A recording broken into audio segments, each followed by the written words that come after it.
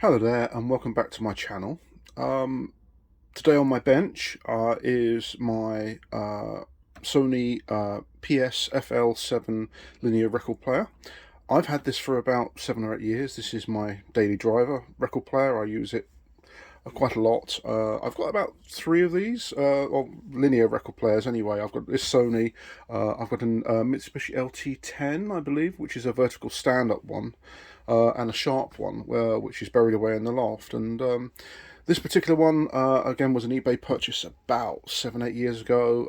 It's been brilliant, I've got to say. It's a cracking deck.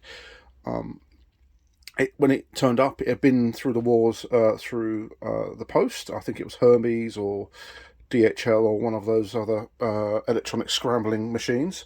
And there was damage to this cover here, and I fixed it all up and did a full service on it.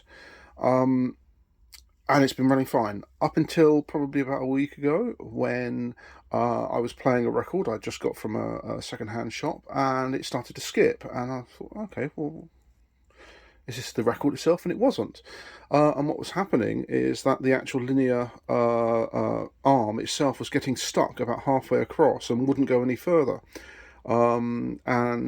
If you use these controls, the arm controls left and right, without a record on, you could see that it would go along and it would then jitter a little bit and then eventually start moving. It would slow right down.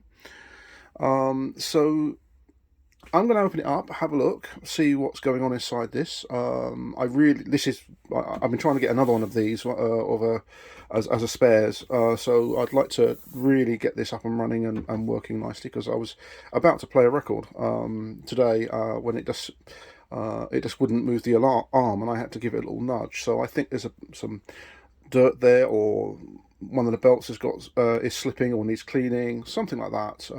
Cosmetically, it's in fair condition. It's got 1 or 2 scratches. I've had a few bits and pieces on top of it. This tape here, residue, I can't seem to get rid of. I don't know why, but it's a really nice deck. So let me power it on so you can see it, open up and see what happens. Alright, so it's powered on. So you turn it on there, and you get the little light there, and you can choose 45 or 33. That's the repeat button, so it will repeat the record multiple times. That's the button to lift the arm up and down, the tone arm up and down, left and right, to move it back and forth. If you press this, it will do a full automatic operation, and this opens the tray. So there's the platter, and these holes here have got sensors. It can actually sense what size record it is. We've got the tone arm over here. The needle's pretty new on that one. It's just a standard cartridge on that one. So if I move it across, sometimes it will do it and sometimes it won't now, because I moved it back and forth. So we're going along, and then let's see whether it will do it. There we go. Can you see it slows right down? It really struggles, and then picks back up again. Go back the other way. Not a problem. Not a problem at all. Let's see whether we can actually show that again. Right, so tone arm that way.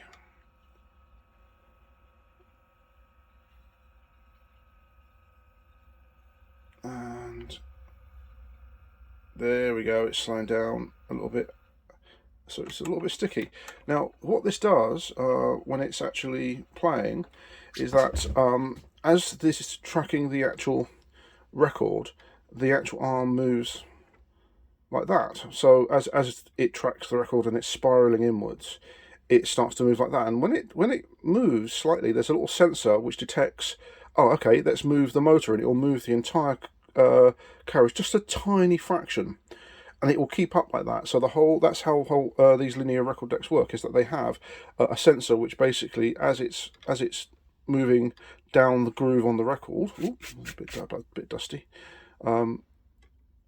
as it moves down the groove of the record, it's a little optical sensor at the back here, and as it does that, it uncovers it, and it then powers the motor until it goes off. So it actually slowly tracks it down, and I think what's happening is that it's getting stuck on its rail, and then on the actual the rail here at the back, and I think it is then just getting stuck on a groove. So what happens is it's moving down, and then it then gets stuck, and it won't move anymore, and it then just skips tracks. It didn't damage the record, but yeah, I've got to fix it, because this is my main record player. So so again, I don't want to. You can actually do a full start stop on this, and it will. There we go. It will go off and try to run the actual. It's running. And it should then detect, yep.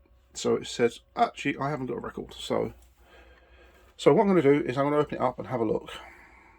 First thing I want to do is actually take the platter off. So let's just move that off, just remembered.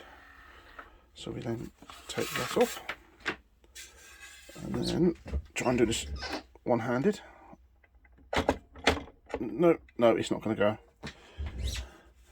Okay, I'll have to do that. Actually, no. Actually, I don't need to do that on this one. I've just remembered. No, you don't. It's just this part here, so it doesn't flap around. This is all fixed, so I can turn this upside down. Okay, right. Let's close it up, turn it upside down, undo it, and then see inside. Right, so the cover's off. This is just the power switch. Because I didn't want to actually disconnect this, because this is a little bit delicate here. So I just disconnect it from the case, which is currently sitting over there.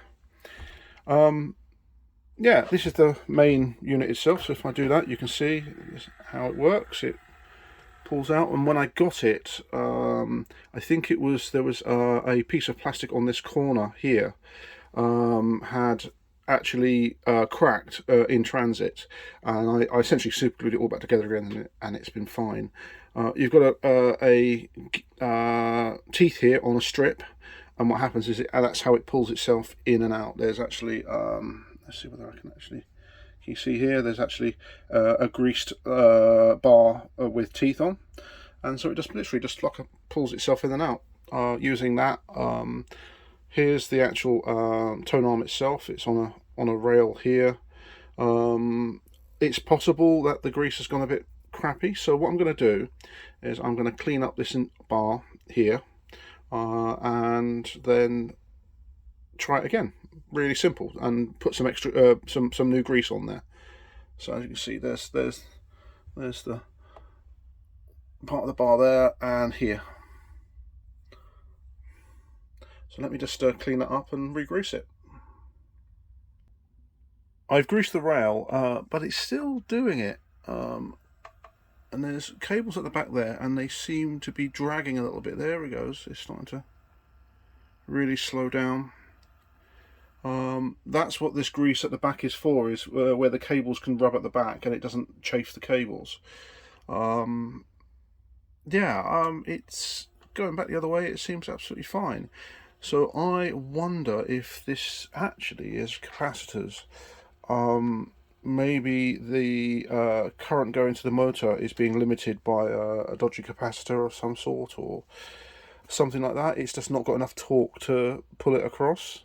What I'm going to do is I'm going to actually take the whole platter out, this whole tray out, and then we'll turn it upside down and have a look at the mechanism behind there, and see it's just like a fish wire arrangement here, and it's wrapped around a big cog, and I'll show you that in a second. So yeah, I think this is not necessarily just bad grease. I think it's something slightly more than that. It's hesitating quite a bit. There we go. It's stopped. I haven't taken my finger off the button. It's trying, and then it goes. And I think it is partly these cables at the back here, the tension on these cables. It's got to go through. So I don't think it's the rail itself. I think it's the tension of the cables on the sled, and it's basically got a path here. it rubs up against there, which I've greased as well. And if you, I don't know whether you can see, there's actually a little cog down there. Well, I'll show you in a minute. I'll get the whole thing apart. It's a little bit of a minefield of getting this apart, because you've got to take lots of structure apart. So, right, okay, let's do the famous big live thing. One moment, please. Right, so this is the bottom off. That's the rail, the actual drawer runs along, and we've got the motor which actually pulls the drawer in and out here, and then we've got the actual tone arm mechanism here, and it's again, it's like a fish wire wrapped around this cog, which is driven by that worm gear, which is then driven by the belt, which then is, and there's the motor. When I opened it up, this was a little, in fact it is still loose. I've actually boiled that belt, and sometimes what you can do is take a belt and you can actually put it into boiling water for a short period, say 5 minutes or something like that, and it will constrict it a little bit. It will actually make it shrink a bit on that. Let's just see whether I can get that to focus properly. It's not focusing properly. Why is it not focusing? Okay, that's probably about the best we can. Let's zoom in. There we are. So yeah, it's a little loose. So I think we've not got the torque. So I don't think it's anything to do with the greasing here on the mechanism. So, but yeah, as you can see, it actually, this moves here and this moves the belt. The microprocessor knows whether it's moving or not and what direction by that optical sensor here and that wheel here with the cutouts. So yeah, it seems all right. It said it's got the thing. It is possible that it's got to a point when it hasn't got enough torque on certain points where the belt, where the cables come through, and the cables come through here. And as you can see, it's all greased up here because these cables actually do move back and forth with the whole mechanism. So you don't want them to chafe against the metal. So there's plenty of grease there, and the grease is fine. It's not too bad. I probably did it about 7 years ago, and sort of cleaned it all up and then redid it. So yeah, it's a pretty straightforward mechanism. There's nothing too intimidating about any of this. So we've got other sensors here. Oh, it's a relay there. There's a little relay there, and again, that's where the tray actually runs on the rail. And again, you've got micro switches to say, oh, there we go, micro switches to say when it's closed or when it's opened. That's the audio out there. Power supplies over here. Yeah, it's as I remember it 7 years ago, apart from this belt. So I've ordered a belt. I've ordered two, and I'm going to be putting them on. For now, I'm just going to try that. I've cleaned it all up there with isopropanol. There we are, isopropanol. And I've also boiled the belt to try and make it constrict a little bit. So hopefully that will actually make it last a little bit longer. Yeah, all the mechanism is absolutely fine. So I'm going to put this back together again, and I'm going to see whether boiling the belt, cleaning it all up, has actually done something useful. The base is back on, and it looks like it's got a little bit more torque.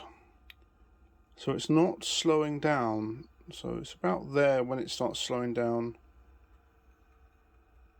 Yep, it's got all the way to the end without too many problems. Yeah.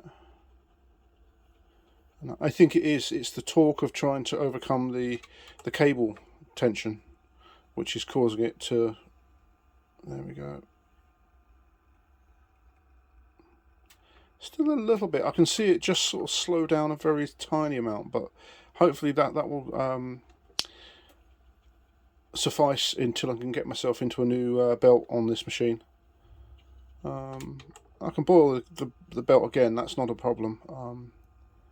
It will constrict it a little bit more. I just didn't want to overdo it. Yeah, that seems absolutely fine.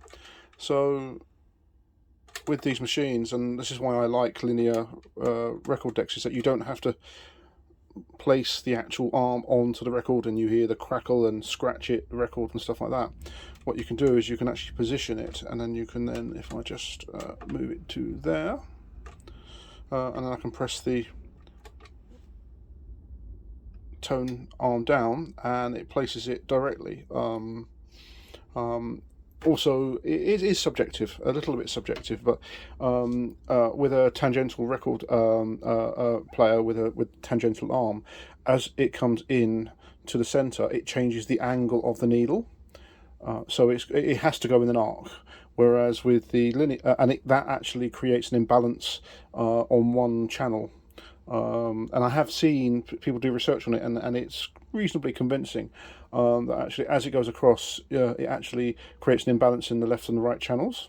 Whereas with the and the way in which the needle actually picks up, because the needle picks up in the groove, but it's a combination of three, from what I remember.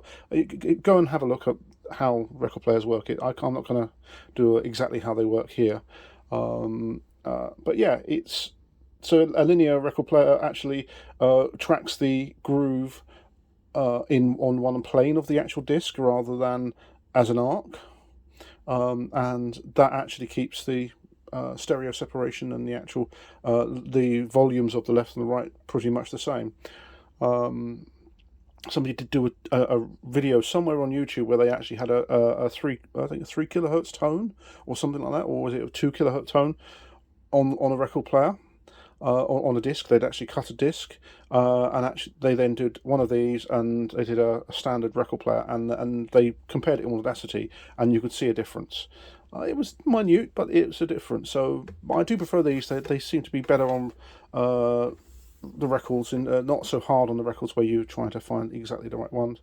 In the past, I've had ones where you can actually choose the tracks, and it actually detects the tracks and so forth. I really like them a lot, and I've actually helped friends with some of theirs, and found some for and serviced them and so forth. There's a video somewhere on my channel of me doing the Sansui, which went to my friend Mike. But yeah, this seems to be better. Let's just take that up, and then let's do stop. Yeah, there we go. Now, I believe they are the original caps inside there, so at some point I might actually replace those caps on there. There's very little to go wrong on this machine. Even the microprocessor behind there is basically TTL logic. It's not really a microprocessor as such. And it's a direct drive system, so there's no belt for the actual turntable. The only belt in the whole thing is that. So they're pretty robust machines. This one's been trashed by Hermes, and I've rebuilt it, and it's lasted 7 years before that belt went. So right, so let's get the cover back on. So the case is back together. I've got to put the platter back in. I can do this one-handed. There we go. Let's put that back on. Now with these, you've got to make sure that the actual holes line up with the holes on the platter, because that's how it detects the record. There we go. Once that's on there, that will pretty much hold that and stop that from doing that. So let's just make sure that this is all. That's fine. So let's try moving the arm.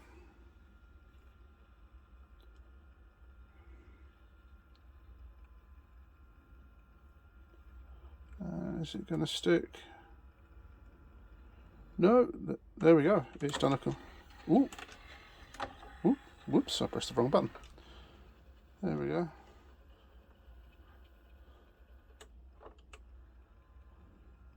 Seems to be moving relatively smoothly.